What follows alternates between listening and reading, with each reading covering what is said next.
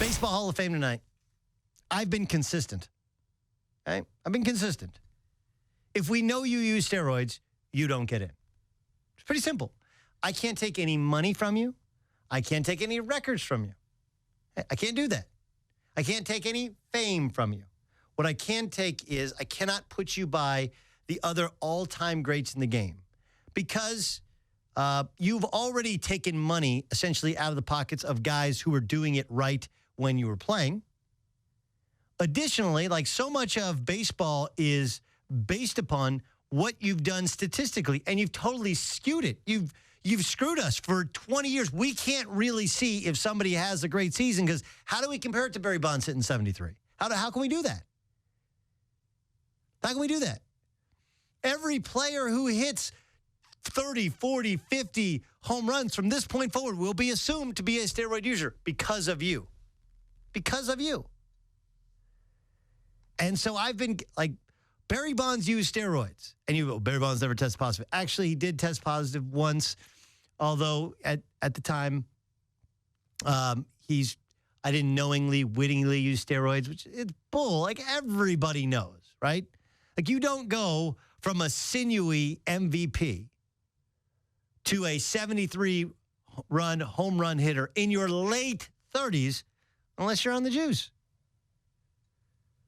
It's counterintuitive to it. I mean, how could we possibly have regressed so far that we haven't had anybody hit 60 home runs since steroids have been taken out of base, since they started testing for it?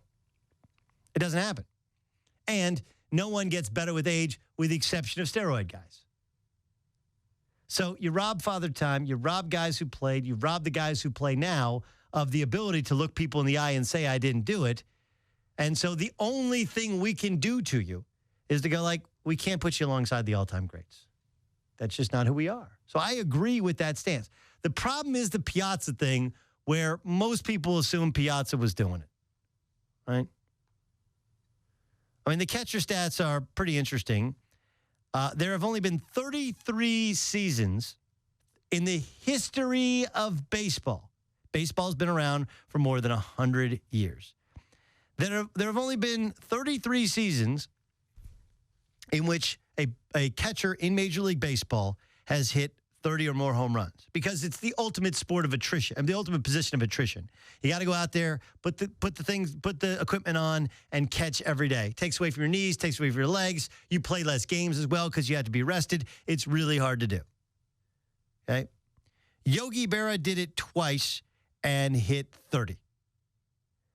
Mike Piazza did it 1, 2, 3, 4, 5, 6, 7, 8, 9 times. 33 seasons, one guy did it 9 times.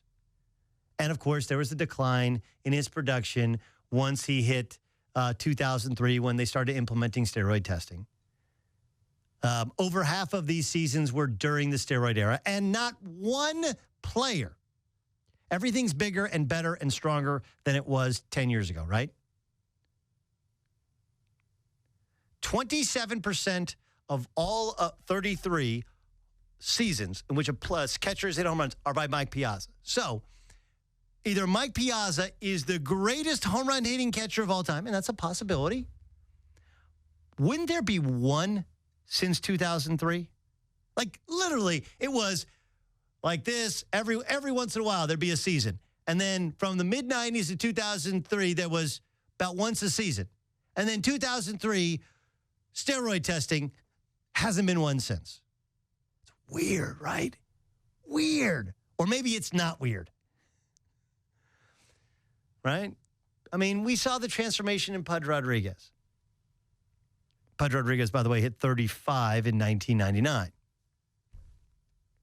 So, the problem is you're like, Piazza's already in, but the Piazza is very much a gray, fuzzy, we all think, everybody in baseball assumed, nobody knew. Everybody knows Barry Bonds used steroids, right? There's like nobody's sitting there going like, no, he did not use steroids. Like, no. His whole defense was like, I didn't know I was taking steroids. Stop. Yeah. So I don't think he belongs in. But I also don't think Tim Raines belongs in his 10th try. You know why? Because here's the way it's supposed to work with a Hall of Famer. Is he a Hall of Famer? And if the answer for the first 9 years is no, how is the answer to the 10th? You know what?